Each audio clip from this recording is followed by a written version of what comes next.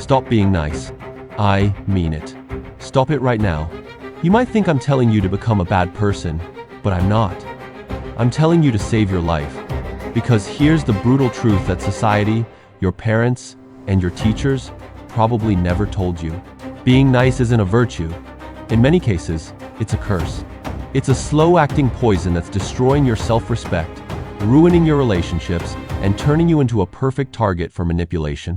You think you're being selfless, but deep down, you're actually being controlled by a primal fear. Let me ask you a few questions, and I want you to be brutally honest with yourself. Do you apologize when someone else bumps into you in the hallway? Do you say yes to favors that you absolutely hate doing, just because you're terrified of the awkward silence that follows saying no? Do you feel a knot in your stomach, a physical wave of anxiety every time you even think about setting a boundary with a friend or a partner? If you answered yes to any of these, you're not just being polite. You're suffering from what psychologists call the disease to please. And today, we're going to perform surgery on your personality to cure it. Most people believe that being nice and being kind are the same thing. They use the words interchangeably, but they're not the same. In fact, they're opposites. Being kind requires backbone. Being kind requires truth. Being nice, on the other hand, is often just a mask. It's a defense mechanism. Did you know that the word nice actually comes from the Latin word nescius, which means ignorant or unaware? When you're just being nice, you're often ignorant of your own needs and unaware of the damage you're doing to your own psyche.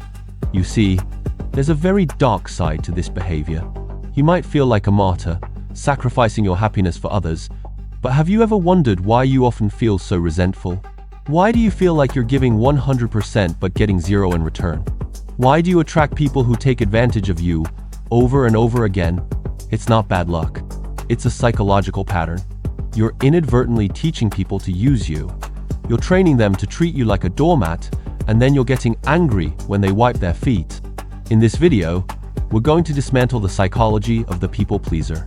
We're going to look at the neuroscience behind why your brain forces you to submit, involving a concept called the Fawn Response.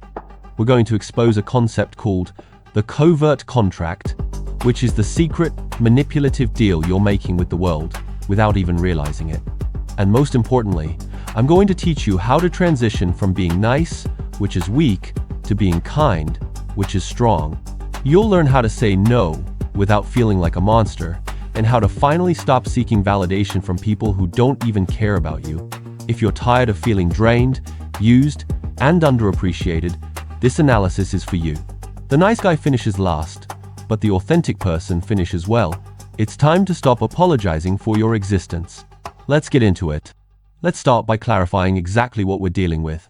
We need to distinguish between two concepts that seem identical on the surface, but are fundamentally different at their core: nice versus kind. Think of a person who always agrees with you. They never challenge your ideas. They always smile, even when you're being rude. They're constantly available. You'd call that person nice, right? But is that person actually good for you? Or are they just convenient? Being nice is often rooted in fear. It's a performance. It's a carefully curated persona designed to avoid conflict at all costs. Nice people are agreeable because they're terrified of rejection. They suppress their own needs to keep the peace. On the other hand, being kind is rooted in values. A kind person will tell you the truth, even if it hurts, because they care about your growth. A kind person has boundaries. They'll say no to you if your request violates their principles or their well-being. Kindness comes from a place of strength and security. Niceness comes from a place of insecurity and deficit. I used to be the nice guy. I thought that if I just bent over backwards for everyone, the world would reward me. I thought that if I never caused any friction, I'd be safe. But I was wrong. I wasn't being kind.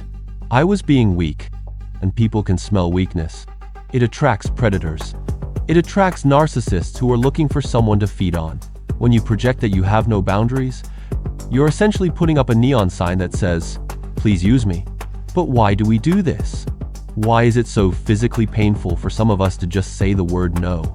It turns out, this isn't just a personality quirk. It's biological. It's wired into your nervous system. Most people know about the fight or flight response. When you face a threat, your brain decides instantly whether to fight the tiger or run away from the tiger. But there are actually 4 trauma responses: fight, flight, freeze, and fawn. The fawn response is the least understood, but it's the most relevant to people-pleasing. Imagine you're a child and you have a parent who's unpredictable, volatile, or emotionally distant. Fighting back is dangerous because you're small. Running away is impossible because you're dependent on them for survival. Freezing might not work if they're angry. So, what's the only option left? You fawn. You become extremely pleasing. You anticipate their needs before they even ask. You try to become useful, cute, or indispensable so that they won't hurt you or abandon you. You learn to merge with the threat to survive the threat. As a child, this was a brilliant survival strategy. It literally kept you safe. But here's the problem. You're not a child anymore. You're an adult. Yet, your brain is still running that old software. Every time someone asks you for a favor or disagrees with you, your amygdala, the fear center of your brain, lights up. It perceives a social conflict as a life or death situation. Your heart races. Your palms sweat. You feel a sudden urge to fix the situation immediately. So you say yes when you want to say no. You apologize when you did nothing wrong. You're fawning to survive a threat that doesn't actually exist. But wait, because this gets even more complicated. There's a hidden layer to this behavior that's much darker than just childhood trauma. It's something called a covert contract. This is going to be hard to hear, but it's the key to breaking free. Most people pleasers think they're being selfless. They think they're the givers in a world of takers. But in reality, people pleasing is often a form of manipulation. Yes, you heard me correctly, it's manipulative. Because when you're overly nice, you're often operating under a secret, unspoken agreement.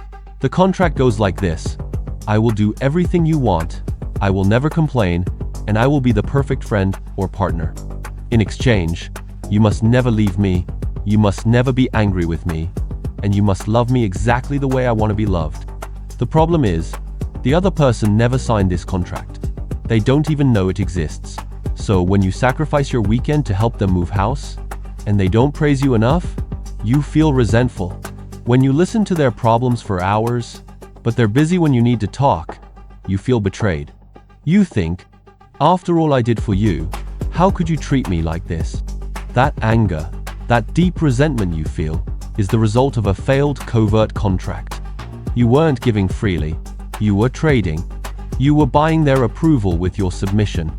And when they didn't pay up, you felt robbed. This creates a toxic cycle. You give more to try and get the payment. They take more because you're offering it. You get more resentful. Eventually, you explode, or you burn out, or you engage in passive-aggressive behavior, and the other person is left confused, thinking, I thought you enjoyed helping me. You never said no. We treat ourselves like vending machines. We think if we input kindness, we should output love. But human relationships aren't vending machines. And trying to control how other people feel about you by suppressing your own personality is a recipe for disaster. It's dishonest. It denies the other person the chance to know the real you. The real you has preferences. The real you gets tired. The real you gets annoyed. If you hide all of that to be nice, who are they actually in a relationship with? They're in a relationship with a mask, a shell, a ghost. Think about the people you respect the most. Do they agree with everything you say? Probably not. Do they have clear boundaries? Yes. Do you worry that they're secretly resentful of you? No, because you know where you stand with them. We respect people who have a spine. We might find them intimidating at first, but we trust them. We don't trust people who are too nice because our intuition tells us something is off. We wonder, what do they want from me? What are they hiding? So, the Fawn Response explains the biological urge to please, and the Covert Contract explains the transactional nature of our niceness. But recognizing the problem is only half the battle. How do we actually stop? How do we rewire a brain that's been practicing this behavior for 20 or 30 years? The answer lies in something called exposure therapy, but not in the way you might think. We need to expose you to the one thing you're most afraid of: disappointing people. You have to understand that your fear of conflict is an illusion. Your brain thinks that if you say no, the tribe will kick you out and you'll die in the wilderness. That's an ancient, obsolete fear. In the modern world, saying no doesn't lead to death. It usually just leads to a slightly awkward 10 seconds. And then life goes on. We need to reframe the concept of selfishness. You've been taught that prioritizing yourself is bad. But let's look at the oxygen mask analogy. On an airplane, they tell you to put your own mask on before helping others. Why? Because if you pass out from lack of oxygen, you're useless to everyone. People-pleasing is suffocating yourself to help others breathe. Eventually, you both suffer. Self-care isn't selfish. It's strategic. It's necessary maintenance for the machine that is you. But there's still one final piece to this puzzle. A realization that completely changed how I view relationships and my own value. It's the concept of the gatekeeper. And once you understand this, you'll never look at a boundary the same way again. Imagine a beautiful, lush garden. It has rare flowers, fruit trees, and a peaceful fountain. Now imagine that this garden has no walls and no gate. Anyone can walk in. People trample the flowers. They steal the fruit. They throw trash in the fountain. The gardener runs around frantically trying to clean up, apologizing to the intruders for not having enough fruit. That's the life of a people pleaser. You have no walls. You have no gate. You're a public park, and you're wondering why you feel trampled. You need to become the gatekeeper of your own life. Setting boundaries isn't about being mean. It's about building a fence around your garden. It's about deciding who gets to come in and enjoy your energy and who has to stay out. When you say no, you're closing the gate. You're protecting your resources so that you can nurture the things that truly matter to you. But here's the scary part. When you first build that gate, people are going to get angry. The people who were used to walking all over you will bang on the door. They'll call you selfish. They might even leave. And you know what? Let them. If someone leaves your life because you finally stood up for yourself, they were never there for you. They were there for what they could get from you. You're not losing a friend. You're losing a parasite. So, how do you actually start? You don't need a big speech. You don't need to explain yourself. Remember, no is a complete sentence. You don't owe anyone an explanation for why you can't help them move on a Tuesday. I can't do that is enough. If that feels too harsh, try the positive no. I'd love to help, but I have a prior commitment to myself. You don't need to say to myself, but you get the idea. You will feel guilty. Let me be clear about that. The first time you say no, your heart will race. You'll feel like a bad person. But guilt is just a feeling. It's not a fact. It's just your brain's way of saying, hey, we're doing something new and scary. Acknowledge the guilt and do it anyway. The more you do it, the easier it gets. It's like a muscle. You have to train your no muscle. Start small. Say no to the cashier when they ask for a donation. Say no to an invitation you don't want to go to. Practice on low-stakes situations. Watch what happens. The world doesn't end. The sky doesn't fall. People actually respect you more. They realize your time has value. When you say yes, it actually means something. Stop trying to be nice. Start being real. Start being kind to yourself first. You teach people how to treat you. If you treat yourself like an option, they will too. If you treat yourself like a priority, they will too. It's time to take back your power. It's time to lock the gate. I know what you're thinking now. Okay, I set the boundaries. But what if they react badly? What if they try to manipulate me back into submission? That's exactly what we're going to talk about in the next video. There's a specific type of personality that absolutely hates boundaries, and they'll use advanced psychological tactics to break yours down. I'm going to show you how to spot them and how to neutralize their attacks. You don't want to miss that, because if you start setting boundaries without knowing how to defend them, you're walking into a trap. So hit that subscribe button and turn on notifications. You need to be ready for what comes next.